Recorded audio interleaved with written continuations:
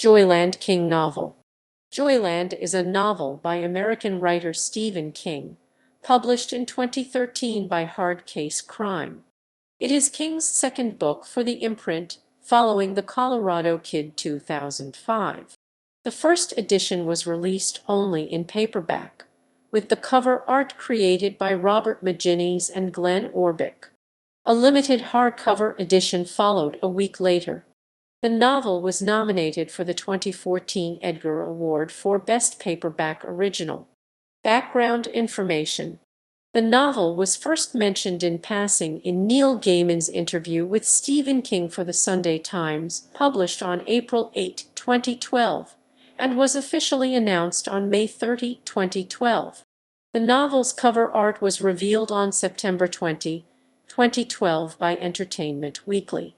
In his interview on NPR Fresh Air on May 28, 2013, King revealed that the novel grew from a single image he had had for 20 years of a boy in a wheelchair flying a Jesus kite on a beach. King also notes that Canobie Lake Park, an amusement park in Salem, NH, was one of the main sources of inspiration for the novel. Limited edition. On May 13, 2013, Titan Books, which publishes the Hardcase Crime line of books, announced the publication of a limited hardcover edition of Joyland, to be released on June 11, 2013, 1 week after the initial paperback publication of the novel. The book was published as 3 different editions: a gift edition, limited to 1,500 copies, a numbered edition, limited to 724 copies and signed by the author, and a lettered edition, limited to 26 copies and signed by the author. Each iteration features cover art by McGinnis, different from the paperback edition, as well as a map of the Joyland amusement park created by Susan Huntewell. Plot: Devin Jones takes a summer job at Joyland in North Carolina. Devin is told by local fortune teller Rosie that he will meet 2 children that summer, a girl with a red hat and a boy with a dog. Devin secures lodging for the summer at a rooming house owned by Mrs. Shoplaw, a woman who knows a great deal of Joyland's history and employees. Devin's girlfriend Wendy promises to finally sleep with him before the semester ends, but ditches him at the last moment. At the start of the summer, he is placed in Team Beagle. He works mainly with Lane Hardy, operating the park's Ferris wheel. Any attempts to connect with Wendy fail, and he eventually receives a letter telling him to give up because she has found someone else. He stops sleeping and barely eats, spending his free time listening to music and contemplating suicide. Devin realizes that he has a talent for portraying Howie the Happy Hound, Joyland's mascot, and enjoys making kids happy. He throws himself into work so thoroughly his friends Lane and Rosie have to confront him about his failing health. One day, while acting as Howie, he saves the aforementioned young girl in a red hat from choking on a hot dog. The heroics earn him the trust and admiration of the park's owner and founder, Mr. Easterbrook, along with local acclaim. Devin and his friends, Tom and Aaron, learn that several years earlier a girl named Linda Gray had been murdered in the park's only dark ride, Horror House, and her ghost still haunts it. Tom sees her ghost on the ride and refuses to speak of it, but Devin does not and becomes interested in the case. At the end of the summer, Devin decides to take a year off from school and stay at the park while it is closed.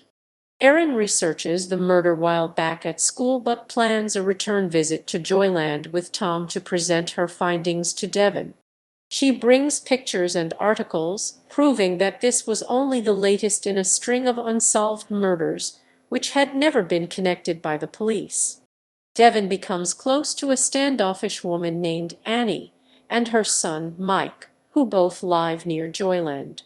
Despite Annie's lukewarm treatment of Devin, she comes to like him after seeing how he makes her dying son happy. Mike reveals he knows about Linda's ghost and has a dog, and Devon realizes he is the second child in Rosie's prediction. Devon is able to organize a private trip to Joyland for Mike, where the remaining employees pull out all the stops and make Mike's first and only visit unforgettable. Mike's presence near Horror House helps free Linda's ghost. That night, Devon loses his virginity to Annie. Devon returns to his boarding house, which is preparing for an upcoming storm. He begins looking through the pictures again and suddenly realizes that the murderer is in fact Lane Hardy. Lane has guessed that Devon knows who he is and so threatens to kill Annie and Mike unless Devon meets him at Joyland. Lane traps the two of them on the Ferris wheel in the middle of the storm and is about to kill Devon when Annie shows up and fatally shoots Lane. Devon learns that Mike had been awakened by another ghost of a park employee Devon had previously saved, who warned him about Lane. Annie and Mike return to Chicago to see Annie's estranged father, and Devon goes back to school. Mike dies later that spring, requesting that his ashes be spread on the beach in North Carolina by Annie and Devon. Reception. The review aggregator website Bookmarks reported that 36% of critics gave the book a rave review, while 50% of the critics expressed positive impressions based on a sample of 14 reviews. Walter Kern at the New York Times compared the novel to a plump wad of cotton candy. It fills the mouth with fluffy sweetness that quickly dissolves when the reader starts to chew. That's by design. The Los Angeles Review of Books noted the novel's ephemeralness, but acknowledged its deeper appeal thanks to smaller flourishes such as characters that are well drawn despite their familiarity, and thanks to the surprising level of attention paid to Carney patois in group slang. There is an almost delirious pleasure in reading the words, savoring them, and, after a certain point, getting used to them. Joyland's departure from King's typical genre also earned praise. The Guardian called the novel a far gentler, deeper, more thoughtful book than the one it masquerades as. More a coming-of-age mystery than a horror-filled thriller, it's closer to the tone of King's short story The Body than it is to the author's real forays into horror. Adaptation. A TV series based on the novel is in development by Freeform. References